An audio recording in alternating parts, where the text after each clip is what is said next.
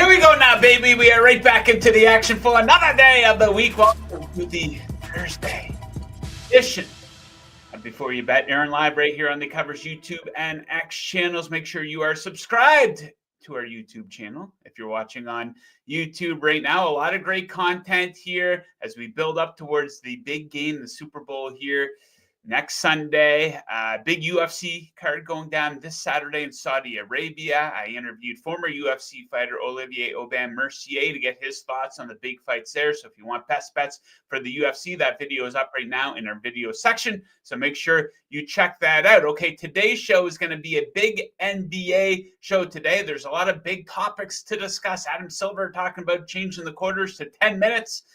A lot of big names in the rumor mill to be traded here. The trade deadline is a week from today. And of course, we got some best bets. Went 2-1 yesterday. So we'll look to have another winning night in the NBA tonight. And you know, if we're talking NBA, we're talking with our guy. He's on the mend. No more load management for this guy. Jon Metler is back. John, how you feeling, buddy? Good. Still made it back before Joel Embiid. We'll see if I can hit an SGP before Joel Embiid plays a game. So, oh my God. Even get me started on Joel Embiid. What a complete and total embarrassment that guy is. Hey, thankfully he got his gold medal though in the Olympics. He can't suit up for the team that's actually paying him though. Okay, a bunch of topics to kick around here, John, before we get into our best bets of the night. I believe we have 7 combined, including a same game parlay. So this kind of came out of nowhere. Made the rounds on social media. People talking about it still this morning. Adam Silver, I think it was on the Dan Patrick show, and he discussed the possibility of changing the length of the quarters from 12 minutes to 10 minutes. I really don't care. I don't have much of a problem with that. I guess my question is, who's asking for this? I know we're all asking for less games. 82 games in a regular season is way too much. And now they're talking about making the game shorter. 10-minute quarters is typically what they use in international play. I believe that's what they used in the Olympics this past summer. But one big thing, if they change the quarters from 12 minutes to 10 minutes, is it completely changes the record books. You basically have to start the record books over. I don't know if people care about that, like points in a single game, points per game. Everything changes. You're never going to reach the amount LeBron, he has the most points in NBA history, I believe. No one is ever going to reach that ever again if the games are shorter. Will it reduce load management? I don't know. Maybe, probably not, though. I mean, you could argue that it will, but, you know, you're still going to have back-to-backs and stuff like that. So at the end of the day, I wonder who's asking for this. I don't really care either way. I understand like a TV audience might prefer a shorter game, especially these regular season games in the middle of the season. The regular season tends to drag on.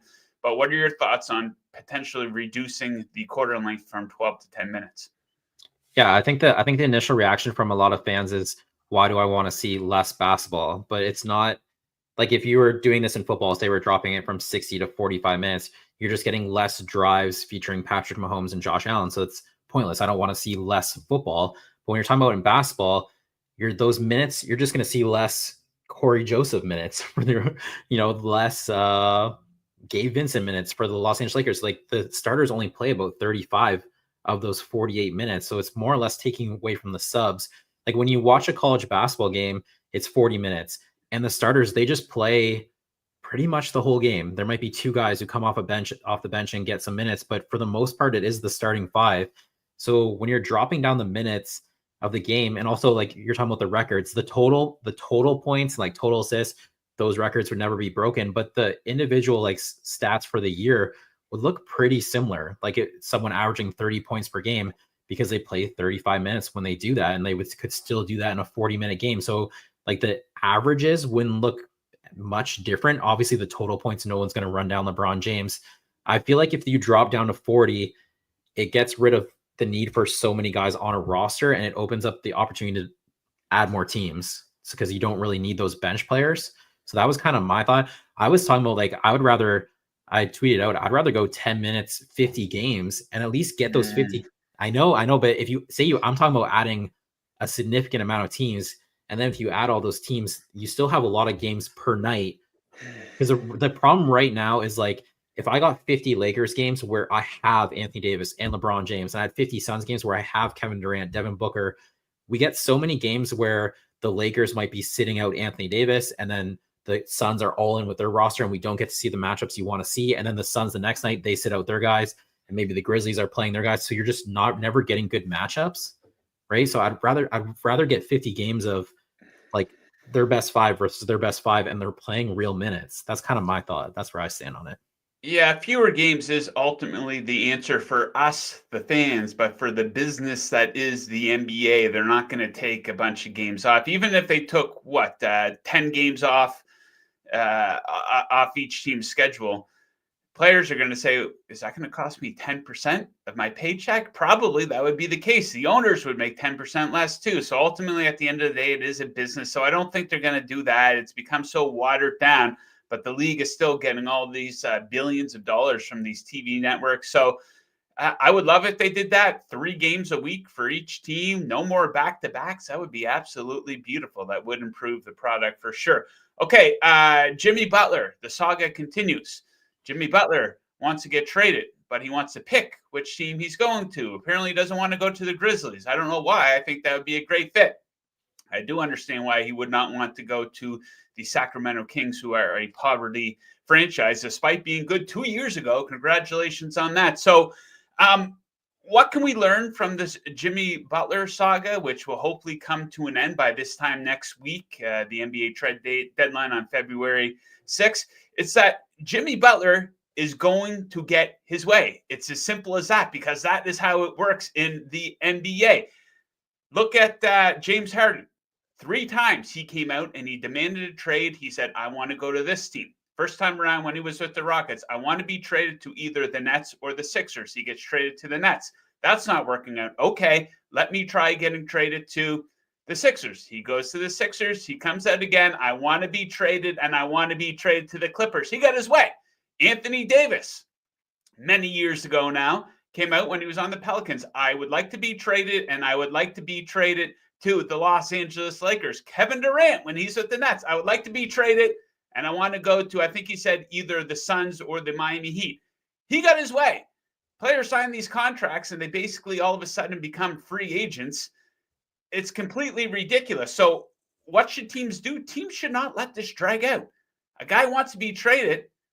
Give him what he wants. Don't let this drag out, because how badly has this impacted the Miami Heat? I completely blame Adam Silver for this, by the way. He's become way too player-friendly, this league. We know the load management, and players can basically go to whatever team they want in the middle of a season. John, where do you think Jimmy Butler's going to end up here? Yeah, I think it's got to be the Suns.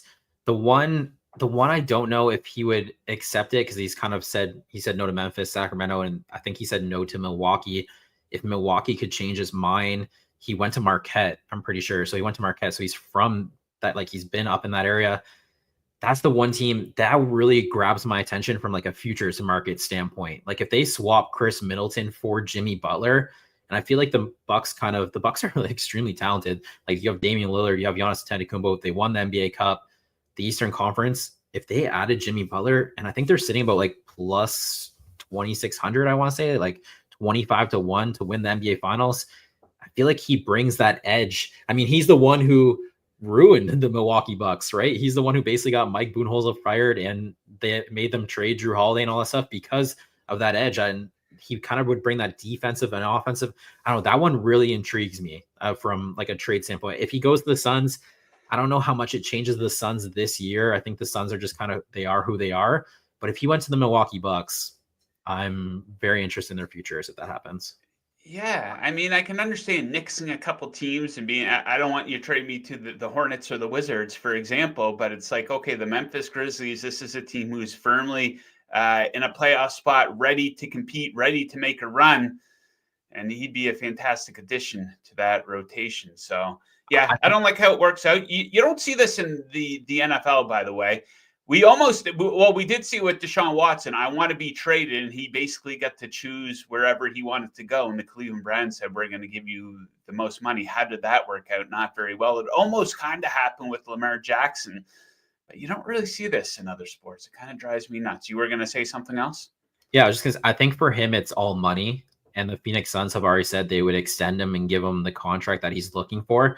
But it's the same with the Miami Heat. It's why he's having issues with the Miami Heat. It's not that, I mean, he was starting. It's not like he wasn't playing minutes.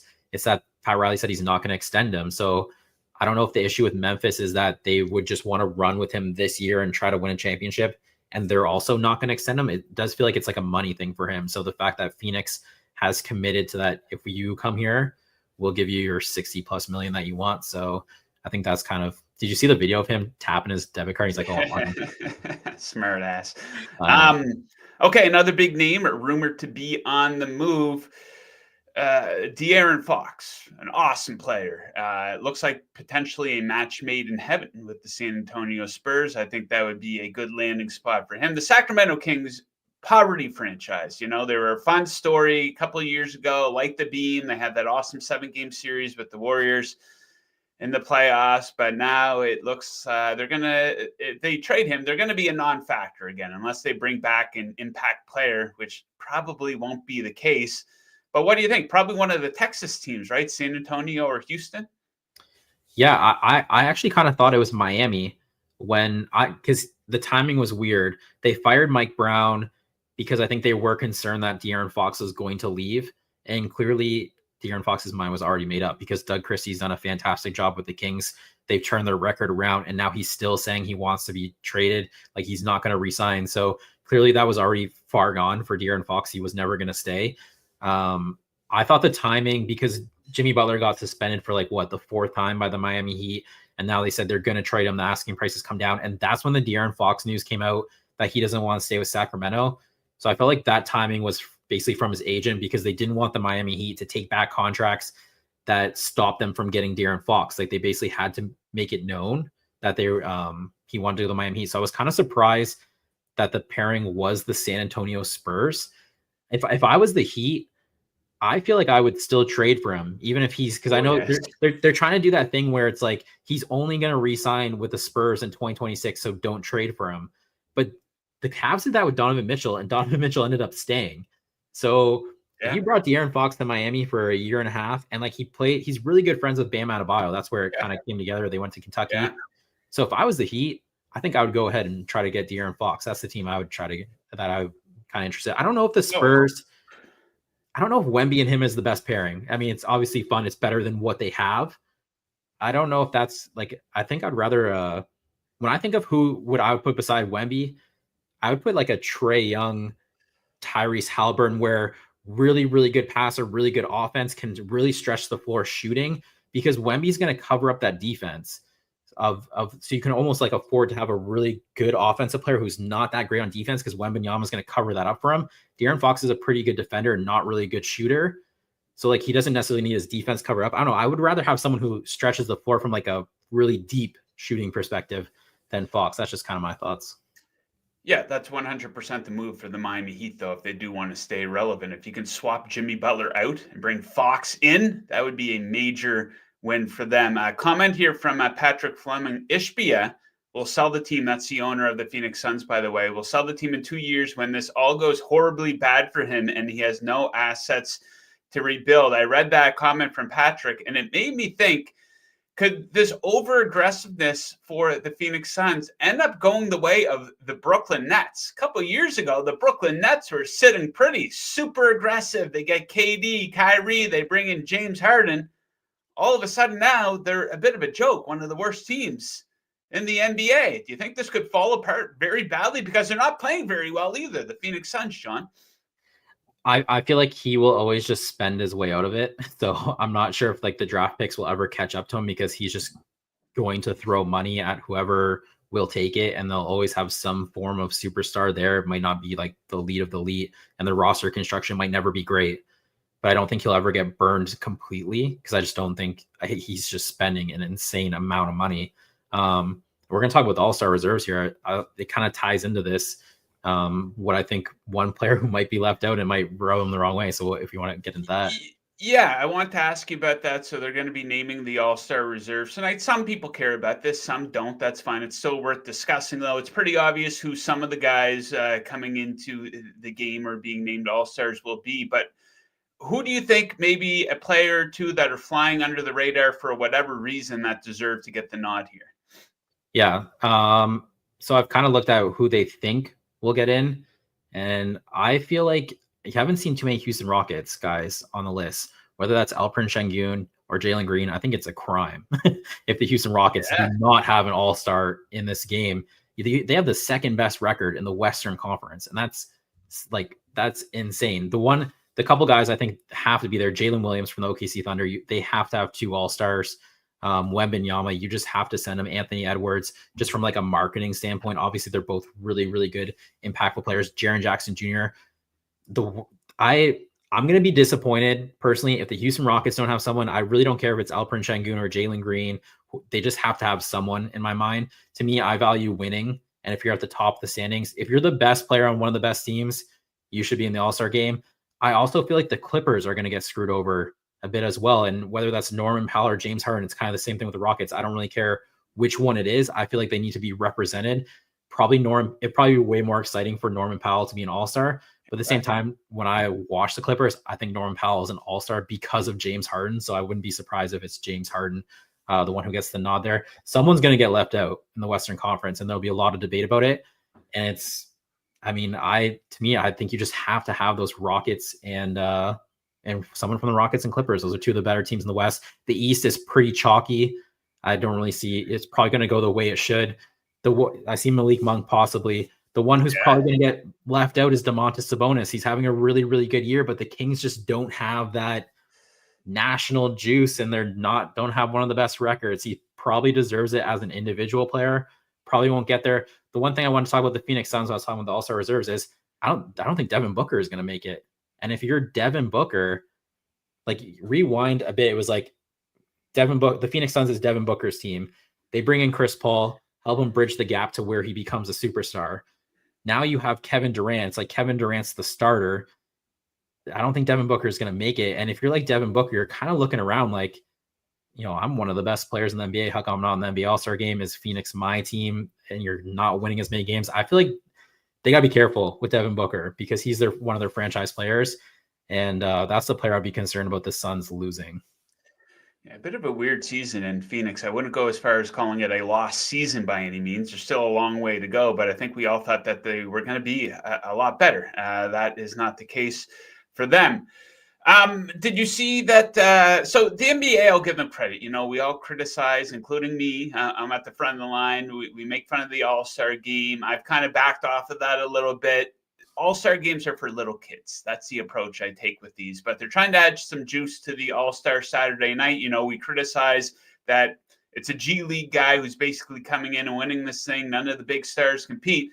But they tried to get LeBron and Bronny to participate. What is like the skills challenge or whatever? Or they do a thing like a shooting thing where it's a team?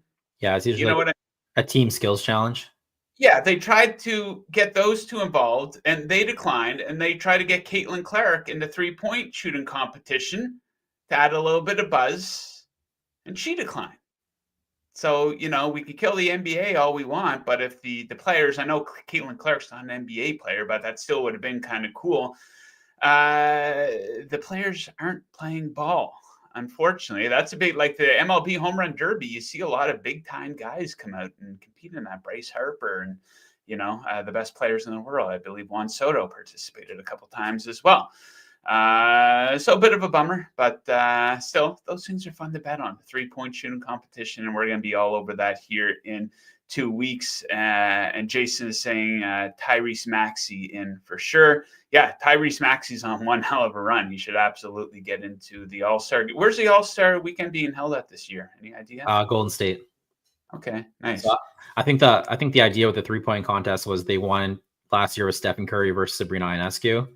I think this year they wanted to do Klay Thompson with maybe Caitlin Clark versus Sabrina Ionescu, Stephen Curry. You're in Golden State, right? Okay. Some of the best 3-point shooters. But I know Caitlin Clark, she declined because she said she wanted to do her first 3-point shooting contest in a WNBA All-Star game. And I think it's in Indiana in her home arena. So she wanted to make her first appearance. I also saw things that were saying she doesn't want to shoot the ball off the rack because she's only ever practices catch and shoot. And we're like, well, that's how it's done.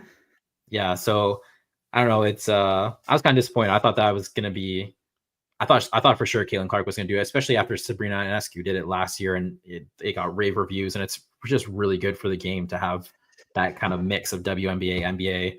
NBA players supporting the WNBA players. So I was disappointed. I don't know if they'll replace her with someone else or what they'll do there, but we'll see. Yeah, Clark gets criticized for a lot of really stupid stuff, but I think it is fair to kind of pick at her a little bit for that. Okay, great NBA talk today, John. 20 minutes in. Now let's get into some bets for tonight. I think, 5-6 games on the board tonight. A couple of pretty good-looking games here, led by Rockets Grizzlies. We have a pick for that one. And an SGP for the Lakers Wizards tonight. Lakers looking to bounce back. So let's get rolling here. Prop bet for you, DeAndre Hunter. What do you like for him? Yeah, it's a big DeAndre show for us. We got two of them. So I'm going DeAndre Hunter over 17.5 points for the Atlanta Hawks. You just look at this one. They're missing. So devastating news for the Hawks. Came out the other day. Jalen Johnson is out for the year. Really sad to see that. So he's gone. Bogdan Bogdanovic is also out for this game. So they're missing a bunch of pieces. You're going to need someone to score against the Cavaliers. I just think like DeAndre Hunter had an edge on this number with his like normal allotment of minutes. You would think he definitely gets that and maybe a little bit more. What really popped for me here is the Cavaliers, their injury report. So they're missing like Dean Wade. Karis LeVert is questionable. Isaac Okoro is also questionable. These two guys missed their game yesterday. These are kind of like those secondary defenders who would be the guys harassing DeAndre Hunter. Like obviously the defense will focus in on Trae Young, but those would be those guys who would kind of take away DeAndre Hunter, and they're all out. So I like that as well. I feel like the injury report is kind of breaking the way for DeAndre Hunter. And then the teeth of like the Cavaliers defense is Jared Allen, Evan Mobley, the rim protection, but DeAndre Hunter's going to stop and pop that mid-range. He's more of a three-point shooter. He's going to work off assists from Trae Young, who is probable tonight. So I just think the matchup really plays. The numbers are there. Give me the over 17.5. Okay, next up, let's go to Utah. The Minnesota Timberwolves in town, coming off a big win last night. I'm going to take them to win again and cover the spread here, -7. I think the Timberwolves might be turning a corner here, ladies and gentlemen. 4 straight wins versus some quality opponents in there as well. The Suns last night and Nuggets a few games before that. Look at their losses over the last month. They've only really come against high-quality competition for the most part. The Jazz really struggling right now. They are 1-10 in their last 11 games. Their last 3 games, all double-digit losses. Statistically, it's not even close. 4th versus 28th in net rating over the last 5 games. T-Wolves are basically better everywhere. And, of course, it's me, so a little bit of a trend here. A whole lot of a trend, actually. The Timberwolves, they go down to Utah and they beat the shit out of the Jazz there. 9-0 against the spread in their last 9 games in Utah. Maybe a coincidence. Maybe Rudy Gobert revenge game when he goes home to Utah. Maybe they really do pour it on. Who knows? A little bit of extra effort.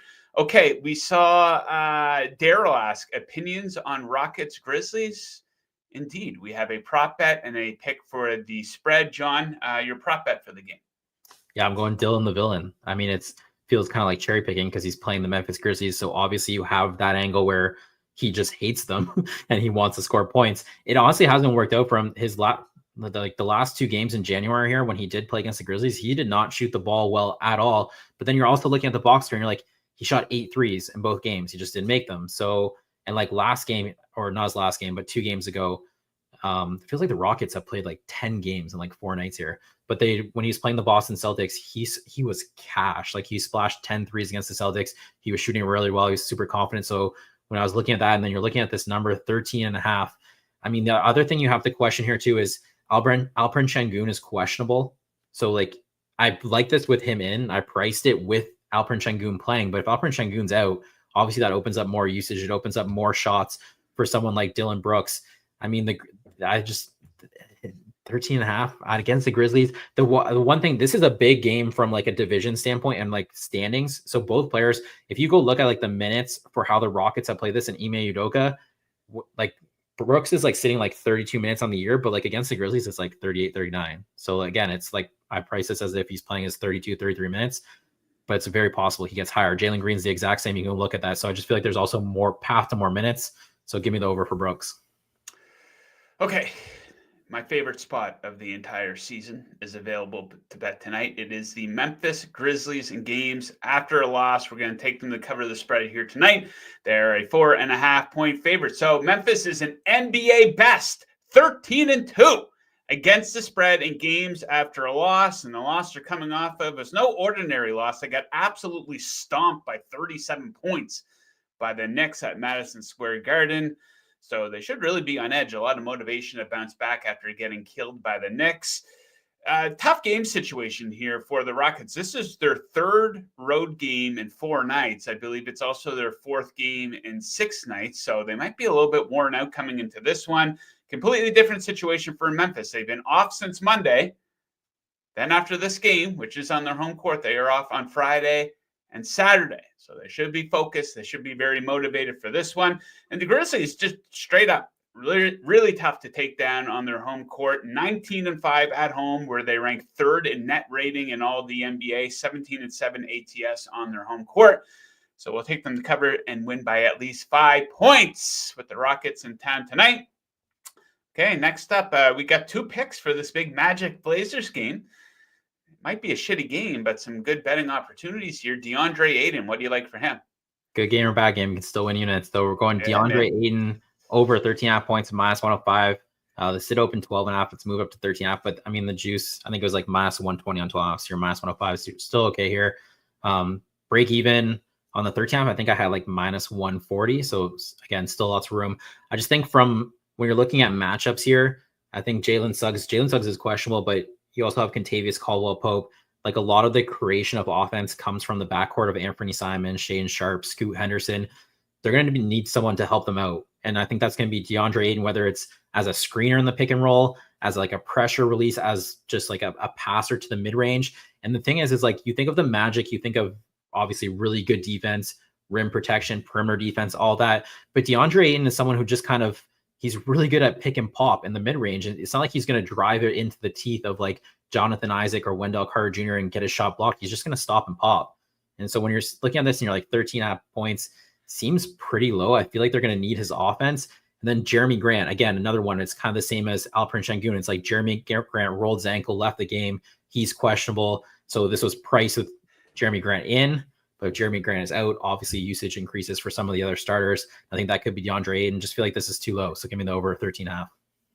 All right, Daryl's wondering about the total for this game. We got you, homie. I like the under in the Magic Blazers game tonight. The number set at 212.5. So these teams played a week ago. They only combined to score 180 points in that game. Now the total all the way up to 212.5. Pretty low scoring games between these teams last season as well. They had 207 in one and 199 in the other. So becoming a little bit of a pattern when these two teams get together. And you might be scared of the low number. You shouldn't be. Magic games this month are averaging just 208 combined points. They have failed to reach 100 points 7 times already this month. The Blazers actually on a pretty decent defensive stretch at the moment. And you dig into some stats here. What can we expect? Slow pace and shitty shooting. 29th and 23rd in pace over the last 5 games. 30th and 25th in EFG shooting percentage over the last 10. So we'll take under tonight in Portland with the Magic in town. John, I know you're an Orlando Magic fan. What's the most you would pay for a courtside seat in Portland to watch the Magic play the Blazers? The most you would pay? Courtside? 500. 500 bones. I mean, you're courtside. You're a big fan. Yeah, that's all we... I mean, it's courtside. You can't really even get courtside for that. That would be pretty sweet. Okay. Good players and stuff. So I'll answer Daryl's question here. You answered the Trailblazers one, but he's talking about Hawks under. I think it's sitting about 238.5. I had it at like 237. So slightly under, but pretty close. Okay, let's wrap things up here. Same game parlay. Let's take a little bit of a swing here for this Lakers-Wizards game. LA looking to bounce back. What do you got for us? Yeah, I'm going. I just feel like it's going to be a LeBron James triple-double kind of night. And that's kind of what I went here. I mean, I don't feel like you need to include the 10-plus points. It's not going to really do anything to your price here. He's playing the Wizards. There's no Anthony Davis. So when you're talking about like from a rebounding perspective, LeBron James could definitely be that guy. And LeBron James also plays a lot of games when you're playing like an inferior opponent. You're playing the Wizards where he really does just want to set up his teammates. It's almost like I'm too old or too tired to score type thing, if that makes sense. It's like, I'm just going to set up a bunch of guys. And that's why I also went Austin Reeves, 25 plus points. I just feel like, Austin Reeves can definitely get there especially without Anthony Davis in the lineup. 10-1 that was sitting there. Seems like a pretty crazy price to me. That doesn't seem that unrealistic. I also don't think it will be as much of a blowout that people might think it'd be, and then their minutes get drained a bit. So, I mean, the spread opened at like 5. I know it's pushed up to 8. That was more about the injuries. So even like an 8-point game, the Wizards aren't going to pull their starters in an 8-point game. They don't see many 8-point games. So that's the SGP for Lakers Wizards. Okay, there you have it. 7 bets in the NBA tonight. To recap, I like the T-Wolves favored by 7, the Grizzlies favored by 4.5, Magic Blazers under 212.5. John went with Dylan Brooks over 13.5 points. DeAndre Ayton also over 13.5 points. DeAndre Hunter over 17.5 points in the same game parlay that he just gave out here. A little bit better than 10-1 odds. LeBron and Austin Reeves to stuff that stat sheet for Los Angeles tonight. So a 31-minute show, pure NBA talk today. There's going to be a lot more of it. The football season winding right down here. We're going to have an avalanche of Super Bowl content for you guys next week. I'm headed to New Orleans with a couple other the covers guys, so we're going to be on the ground there creating a ton of content, but we're going to be right back with you on this show tomorrow. John and I, once again, all over the NBA beat. So we do look forward to that. We will be recording tomorrow afternoon, actually, our Super Bowl Best Bet special. Jon Metler, Hitman, myself, Jingles, all of our best bets in one convenient place for the big game here, Eagles, Chiefs. I cannot wait. Okay, that does it for the show today. Thank you to John for joining. Thank you to producer Mick. Put together a great show. Excellent job with that recap graphic, I must say. Shout out to our sponsor, BetMGM. Make sure you check them out for all your sports betting needs. Shout out to all of the viewers for tuning in, especially those who tuned in live and participated in the live chat today. We appreciate you guys very much. Enjoy the games tonight. Best of luck with your bets, and we'll catch you again tomorrow. Let's go, Grizzlies! Woo!